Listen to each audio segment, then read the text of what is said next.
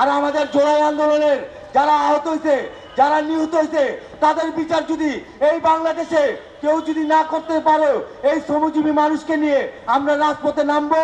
আর আমরা এই বাংলাদেশে এই খুনি হাসিনাকে ইন্ডিয়াতে নিয়ে এসে আমরা ফাঁসির কাঠগড়ায় দাঁড়া করব।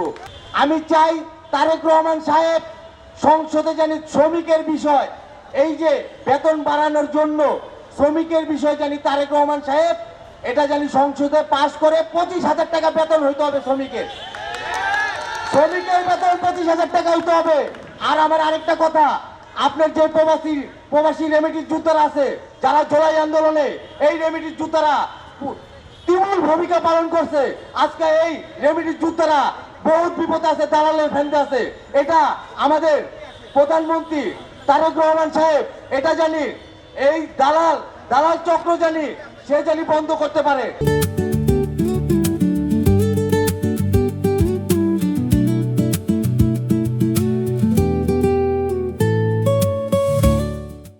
আমরা যে বন্ধ এই বাংলাদেশে শ্রমজীবী মানুষের কণ্ঠস্বর কথা বলবো, যেই পর্যন্ত শ্রমজীবী মানুষের আমরা আদায় না করতে পারবো এই পর্যন্ত আমাদের কণ্ঠস্বর থামবে না।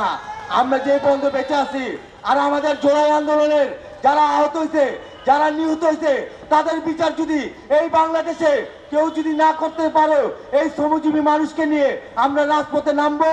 আর আমরা এই বাংলাদেশে এই খুনি হাসিনাকে ইন্ডিয়াতে নিয়ে এসে আমরা ফাঁসির কাঠগড়ায় দাঁড়া করব। ইনকিলাব ইনকিলাব ইনকিলাব ইনকিলাব।